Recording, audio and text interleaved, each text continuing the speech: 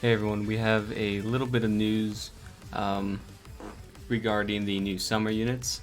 So the official Twitter of ReZero tweeted out some of the info for Emilia, and we're going to be taking a look at that real quick, then some other stuff. So from the message of the Kingdom of Lug, I still can't say this name, don't judge me. Season Gacha, first bullet, I don't know what that translates to. Season Gacha Take a Break at the Beach will be held from August 5th, Thursday, until unknown apparently. Take a break at the beach, Emilia, 3-star. Memory crystal, Emilia, Dan's knee. Leave it open. Okay.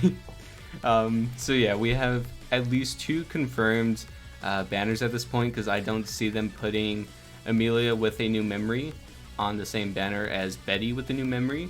So we know they're going to be 2 separate banners. We have yet to know anything about Rem and Ram, whether they're going to be on a banner together or they're going to be on 3 and 4 banners, making it a total of 4 banners, or they're going to be 1 on each, being 2 and 2, which is something I hope is the case. A lot of people like separate banners because it's easier to pull the units, but it's like so much. It makes it a lot harder to spread your gems, because like you could get 3 Ram in a multi, or you can get 1 Emilia, 1 Ram, 1 Ram in a multi. You know, for free-to-play players, like I think that's just like the better option.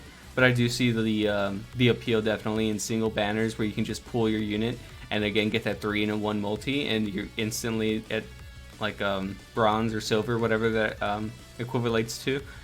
So there's definitely merits in both types of banners, but we'll have to see.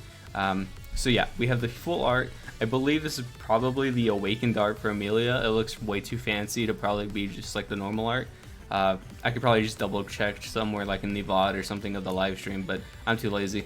And then we have the memory, which is pretty cute. I kind of vibe with it. I wish we get a lot more original memories. Like every time I see an anime screenshot, like it has to be like a good moment or something that relates to the card or to like the new character, or it's just kind of weird and kind of like it's kind of like a whatever, which is unfortunately the case for most of the memories.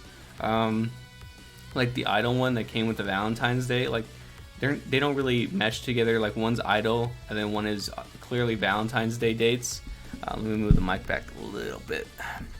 But the idol memory is one of the better looking ones in the game. Like stuff like that is just something I would expect. Like the art is definitely getting better. They're definitely popping off. The costumes are really good. I love the costumes for all of these units so far, and a lot of the art coming lately. Just like they're kind of slacking on the memories, which is probably where all the most of the budget is going to, like, is the actual character art. So it makes sense. Then down here they give a little more details to the character. New character, Take Break Emilia. Character with the highest level of defense among all characters, so she has the highest base stat of defense, which is pretty cool. But with Labyrinth Mind finally getting near gold, or he might be at gold by now, but I'm pretty sure he's at silver, who knows, with him becoming more meta and him just ignoring defense, and New Year's Rhine still having one of the best PvP teams, more or less, with ignore defense AoE, just one-shot teams. This doesn't really seem too appetizing, but you're definitely not always going to face a Rhine, so we'll have to see how this ends up playing out, because like, again, I'm just not a big fan of defense. Any more characters that just come out with ignore defense just makes this really like not matter. So real quick, I'm going to go ahead and translate this on my phone just so we can read it a little bit. See if I can get it. Defense forces of all characters and the highest character to have leader skills, and that part's not translating. Also is specialized in defense forces skills for defense, such as recovery and strengthening of defense power. Specialized character in addition to attack skills and our high defense force, the more power to have the effect rise. Take advantage of the increased defense power and do not use it. Durable, capable of producing excellent attackers. So I'm assuming her attack rises with defense. I think that's what this is trying to get at. The Google translations are kind of really rough, but if she is like that, we can expect kind of like a Tarmiel type of unit. If you know anything about Grand Cross, you know that Tarmiel is his attack base scales off of his defense, much like Bon, Festival Bon from Grand Cross as well. His attack base is I keep messing up. His attack bases off of his HP, so it scales along with the more HP he has. So this is more likely a unit that kind of is like that. So if you give her a defense buff, you're probably going to want to really attack with her. So a lot of defense buffers in the game as well, so that's very interesting. She might be pretty good and have a lot of uses, so we'll have to wait and see. I believe, no, I was gonna say she's AoE, but I think that's Betty I was thinking about. Then we have a little message from the voice actor. I really love this voice actor. She's in a lot of stuff that I watch, and she's really great. And then, yes, if you like that, you can just listen to that. And then we have some more coming news that comes well, I believe this comes the 9th. I'm not too sure about everything else. It sounds like it'd probably come with the 5th update. So now you can get luxurious rewards up to 40 tickets for the summer event. So we're gonna have a ticket banner for sure for the event. Means up to 40 possibly free pulls.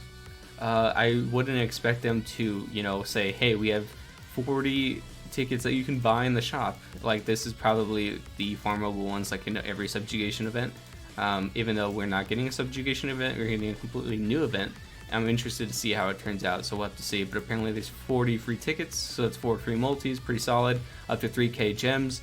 That is amazing because we've been losing so many gems in the game. This is brilliant. I love it. Then we have, again, one of the best rewards they've ever done in an event. A guaranteed new character from the featured list. So if you finish the entire event, you get a 3-star ticket that lets you pull either one of the 4 new characters, one of the 4 new swimsuit characters, so that is insanely good. We have yet to see how good Rem and Ram are going to be. I probably assume they're all going to be good, but like either way, these are some top tier waifus. These are some of the best arts in the game. Like, you should be happy with it regardless who you pull, to be honest, and I'm probably going to be very happy. I really want Rem, but if I pull literally anyone else, I will be A-okay. Then at the 8th, 9th, I would assume this comes later and this comes earlier because they specified the date right next to this. So at the 9th of August, we get an arena medal exchange ticket, which is basically a 3-star ticket. So we're able to buy a ticket from the medal exchange. So if you have any arena medals, you should probably start saving. We don't know how much it's going to cost. I'm about like at 600, I think, right now. You should probably save at least over 1k for sure. We'll have to wait and see, but I don't think it'll be too expensive. It's a one-time thing. I don't know how I feel about that so far. Whether it be like a one-time thing, like, and then it resets. We'll have to wait and see. I think that's it. And then one other thing I wanted to talk about. Excuse me. We also have this whale that I always get a lot of my news from. And he talks like very in depth about the game and damage numbers and stuff like that. And he was taking a look at Beach Betty, and he came up with the idea that this new debuff, which is going to be called Collapse, apparently. I kind of like that name. It's where type advantage basically stops mattering. You put the debuff on an enemy, and then everyone has type advantage on that enemy from then on. But I do believe that it also stacks. So if you're debuffing, if you're red and you debuff a green unit, you have your killer, which is red to green, and then you have the debuff damage added onto that. So it makes type advantage very, very strong for the unit color that has this ability. So this if it works that way, in the way that we think it does, this could mean basically the end of all green units in PvP, which is unfortunate, but also means the end of green units in PvE, so that's pretty pog. So yeah, it's very interesting. And then, like, of course, it works for all types. It's just like that, the fact that you have that double killer on green, it just makes like green units almost like stand no chance. So I'm interested to see how this actually works in gameplay. Then he takes a look at the damage numbers here, saying how he found it out. And then he comes over here.